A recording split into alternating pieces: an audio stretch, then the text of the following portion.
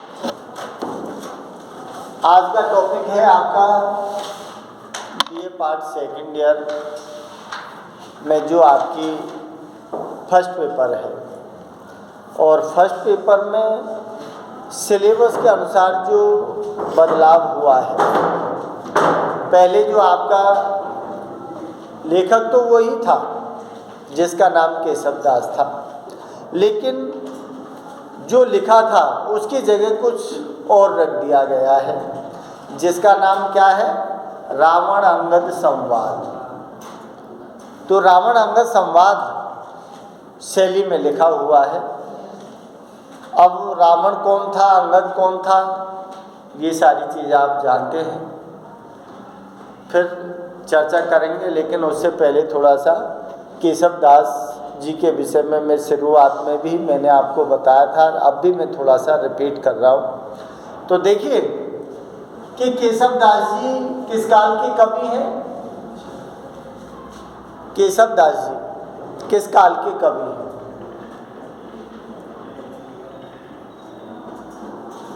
केशव दास किस काल के कवि हैं?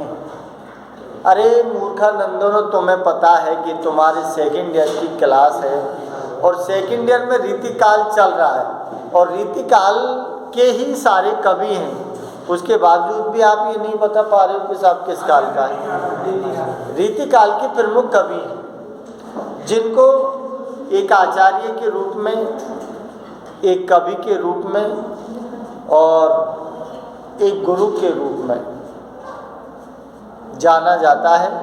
तो देखिए रीतिकाल की जो समय सीमा थी, केशव दास किसका है? रीतिकाल का। और रीतिकाल हिंदी साहित्य के इतिहास में रीतिकाल की समय सीमा क्या है? 1700 से लेके 1900 तक ये समय सीमा रही थी रीतिकाल की।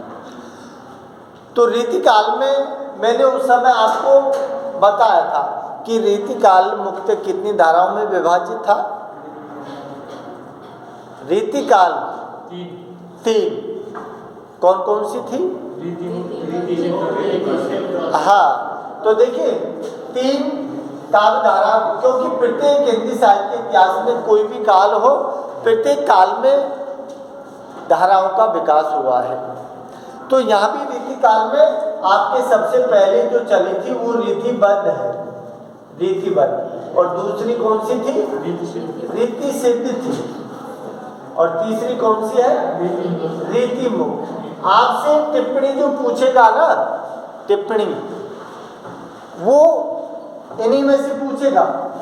टिप्पणी पर जो क्वेश्चन आएगा आपको इन्हीं में से पूछेगा, रीतिबद्ध, रीति सिद्ध और रीतिमुक्त। क्योंकि रीतिकाल का जो विकास हुआ है ना, इन्हीं तीन धाराओं में हुआ है। तो मैंने उस समय आपको बताया था रीतिबद्ध का मतलब क्या है।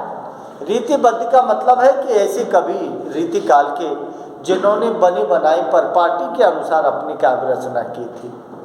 बनी बनाई परपाटी रीतिबद्ध है। बद्ध माने बंधी हुई, रीति माने परंपरा, कि ऐसी काव्य रचना जो परंपरा में बंधी हुई थी, परंपरा के अनुसार बनाई गई हुई थी, वो रीतिबद्ध धारा के अंतर्गत है। और रीतिबद्ध धारा के अंतर्गत आने वाले कवि कौन कौन है? जिनमें सबसे पहले नाम आता है केशव दास। केशव दास। इसके बाद कौन है? चिंतामणि है, चिंतामणि त्रिपाठी। और कौन है? और पद्माकर है, देव है। ये सारे जो कवि हैं ये किस में आते हैं? ये रीतिबद्ध धारा के अंतर्गत आते हैं। रीति सिद्ध में कौन आता है? रीति सिद्ध में बिहारी आता है, बिहारी। केशव दास रीतिकाल के प्रमुख आचार्य कवि के रूप में जिनको जाना जाता है, और एक रीतिकाल के प्रमुख प्रवर्तक के रूप में भी जिनको जाना जाता है कि ये मुख्यतः प्रवर्तक आचार्य और कवि के रूप में हैं। तो बिहारी जी रीति सिद्ध काल धारा के प्रमुख कवि हैं, जिन्होंने रीति सिद्ध अर्थात अपनी काव्य रचनाओं को सिद्ध करने में लगे रहे, जिनमें क्या दिया है कि अपनी काव्य रचनाएं की, इन्होंने बीच का मार्ग अपनाया। इन्होंने बीच का मार्ग अपनाया कि काव्य रचनाओं में छंद अलंकारों का जो प्रयोग किया, स्वतः ही आ गया तो ठीक, नहीं आया तो कोई बात नहीं। तो अपनी काव्य रचना जो थी उनको सिद्ध करने में लगे हुए थे ये। तो ये रीति सिद्ध काव्यधारा के अकेले बिहारी हैं, लेकिन बिहारी हिंदी साहित्य के अच्छे कवि हैं, क्योंकि जैसा गागर में सागर बिहारी जी ने भरा है, शायद वो किसी और ने नहीं लिखा है। बिहारी जी ने गागर में सागर भरा है, क्योंकि इनकी जो काव्य रचना है जिसमें लिखा है कि सत सैया के दोहरे जो नाविक के दीर, देखन में छोटे लगे गाह करे गंभीर। तो एक एक दोहे में एक से अधिक 2, 3, 4 तक इनके अर्थ निकलते हैं। तो भाव की गंभीरता है, अर्थ गंभीरता है इनकी काव्य रचनाओं में। और रीति मुक्त काव्य धारा के कवि हैं वो कैसे थे कि जिन्होंने रीति परंपरा के अनुसार अपनी काव्य रचना नहीं की। इन्होंने क्या किया? रीति मुक्त, इसका मतलब परंपरा से मुक्त हटकर स्वच्छंद काव्यधारा के कवि हैं ये। स्वच्छंद काव्यधारा जिसमें अपनी परंपरा जो चल रही थी ना, उस परंपरा से उसको क्या कर दिया? मुक्त कर दिया। और इनमें कौन कौन आते हैं? जिसमें आता है गणानंद, आलम, बोधा, ठाकुर, ये आते हैं इसमें। अब देखिए, ये 3 धाराओं के माध्यम से रीति काल का विकास हुआ। अब देखिए,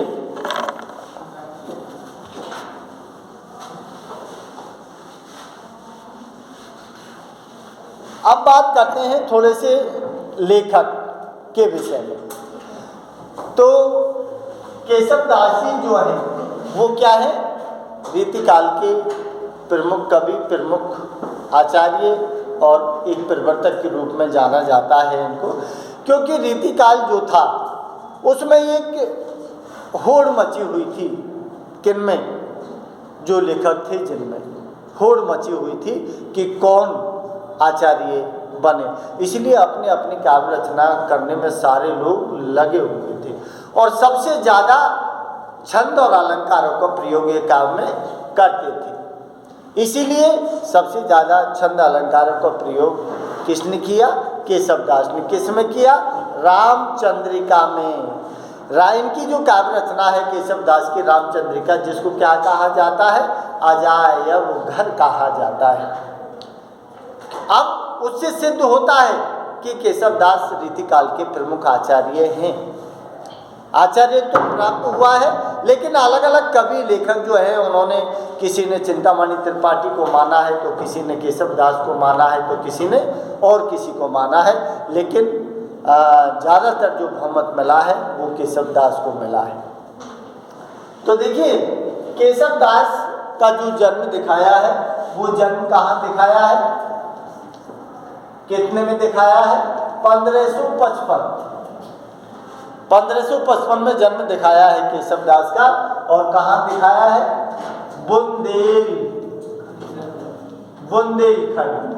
बुंदेलखंड राज्य में। जगह का नाम क्या दिया है? ओरछा। ये ओरछा कहाँ पड़ता है? एमपी में। ओरछा नाम सुना होगा आपने। ओरछा सुना है कभी? नहीं सुना। जब झांसी की रानी लक्ष्मीबाई ने युद्ध किया था तो ओरछा की महारानी थी एक, उससे भी इसका युद्ध हुआ था। समझ लो? तो ये ओरछा वही है। तो रीतिकाल का जन्म 1555, बुंदेलखंड राज्य। अरे झांसी की रानी जो आपने सुना है कि बुंदेले हर बोलो के मुँह से हमने सुनी कहानी थी, खूब लड़ी मर्दानी वे तो झांसी वाली रानी। तो ये क्या है? बुंदेलखंड राज्य में जो ओरछा पड़ता है, और जो कहाँ पड़ता है? मध्य प्रदेश में पड़ता है। वैसे झांसी किस में आती है? झांसी उत्तर प्रदेश में आती है, उत्तर प्रदेश में आती है। लेकिन ओरछा जो है, ये ओरछा कहाँ पड़ता है? ये ग्वालियर और इस बुंदेलखंड राज्य के बीच में पड़ता है, इसलिए ये जगह एमपी में चली गई है। तो 1555 में ओरछा बुंदेलखंड और किसके घर दिया है कि नाम दिया है मधुकर साहा, मधुकर साहा नरेश, मधुकर साहा नरेश। अब ये सुनिए, मधुकर साहा नरेश, नरेश का मतलब क्या है? राजा से है, राजा से। मधु, नरेश का मतलब है राजा। तो मधुकर साहा नरेश राजा था। इनकी बेटी का नाम दिखाया है जिसका नाम है इंद्रजीत। इंद्रजीत के दरबार में रहती थी कौन? केशवदास। तो इंद्रजीत के दरबार में ये क्या थे? कवि, गुरु और आचार्य, कवि, गुरु और आचार्य। और ये जो रीतिकाल के जिनको क्या कहा जाता है? प्रवर्तक, प्रवर्तक के रूप में भी इनको जाना जाता है। तो कवि हैं, गुरु हैं, इंद्रजीत के दरबार में रहते हैं, तो कवि, गुरु, आचार्य, रीतिकाल के प्रमुख प्रवर्तक के रूप में इनको जाना जाता है। मधुकर साहा के छोटे बेटे, इससे बड़ा राम सिंह है, इंद्रजीत से बड़ा, और इससे छोटा इंद्रजीत है। तो इंद्रजीत के दरबार में प्रमुख कवि और मंत्री, गुरु रहे हैं ये। इसके बाद अब देखिए मृत्यु कब दिखाई है इनकी मृत्यु दिखाई है 1600। मृत्यु कब दिखाई है? 1618।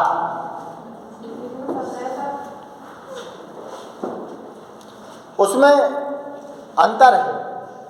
आपके इसमें सन में लिख रहा होगा, मैं जो बोल रहा हूँ वो विक्रम संवत में है। समझ लो, विक्रम संवत और सन में अंतर होता है 57 वर्ष का। इसलिए डिफरेंस कहीं कहीं किसी बुक में विक्रम संवत दे देते हैं और कहीं कहीं उसको सन में दिखा देते हैं, तो वो कंफ्यूज नहीं होना उसके लिए। तो 1555 या 1618 में इसकी मृत्यु दिखाई है। अब देखिए इनकी जो प्रमुख रचनाएं हैं केशवदास की, जिनमें जो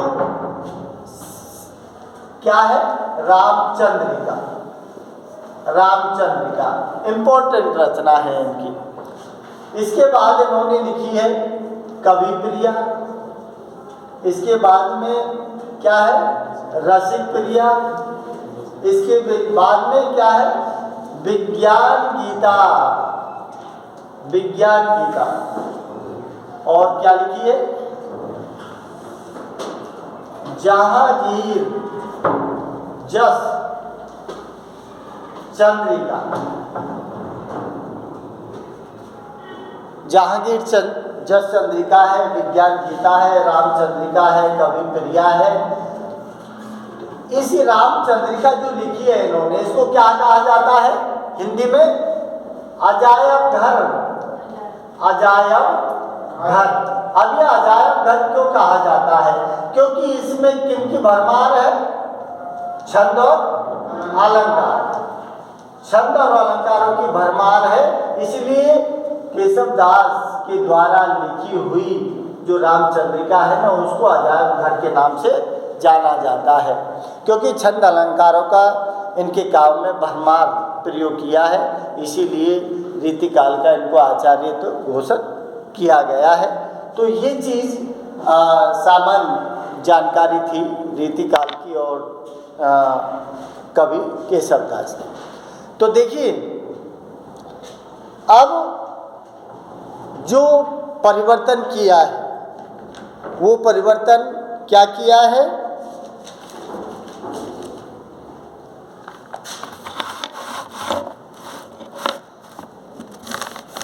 आपके जो पहले था उसमें आपने पढ़ा था, जिसमें राम लक्ष्मण गुरु विश्वामित्र के साथ दिखाए थे, और उसमें सूर्योदय का वर्णन किया था।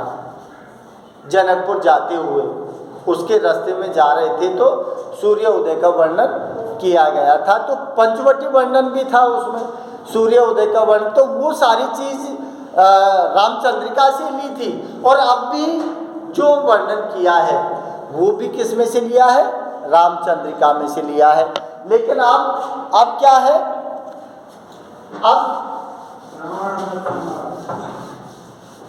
अब जो लिया गया है वो क्या है? अंगद रावण संवाद, अंगद रावण संवाद है। तो देखिए आपके क्वेश्चन भी है, ये आपके क्वेश्चन भी है कि केशव दास को संवाद शैली में सबसे ज़्यादा सफलता मिली है, बताइए किस प्रकार। तो अलग अलग संवाद के रूप होते हैं, उनके माध्यम से उनका वर्णन किया जाता है। तो ये अंगद रावण संवाद दिखाया है। अब संवाद क्या होता है?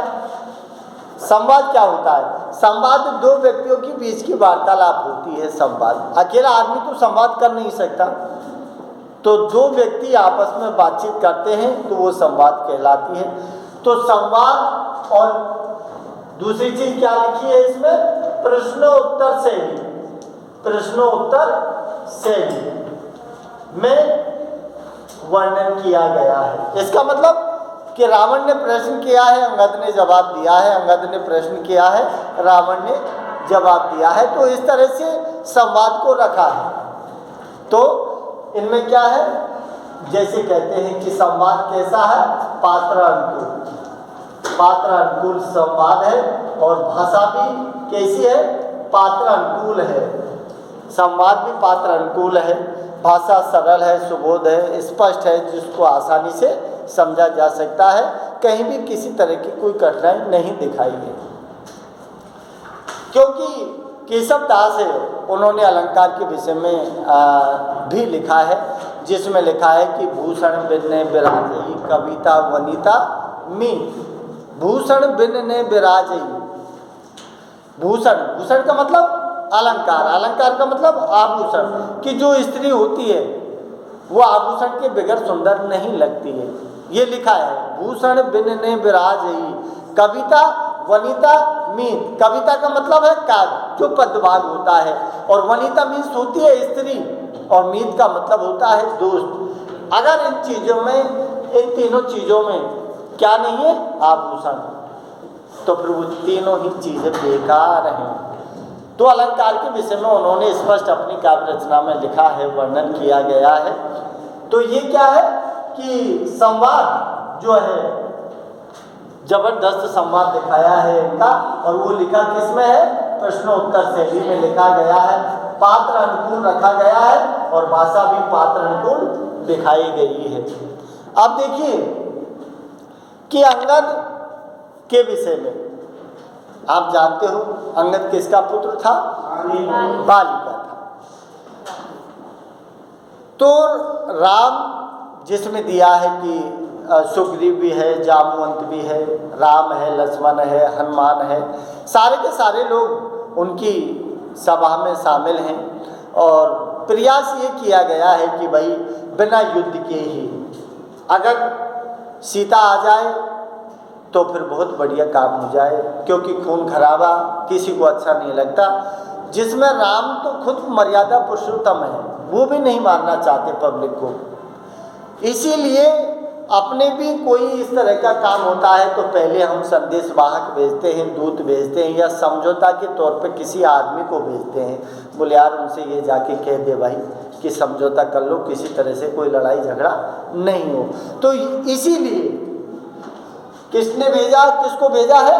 पहले हनुमान गया था, पहले हनुमान तो सीता माता की खोज करने गया था, समझ रहे हो आप?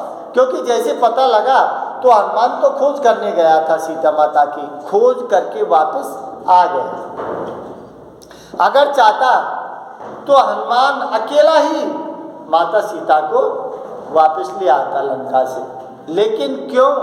क्योंकि प्रभु श्री राम की आज्ञा नहीं थी। जब अकेला बानर पूरी लंका को ठोक के जला गया तो क्या भारी थी उसको सीता लाना?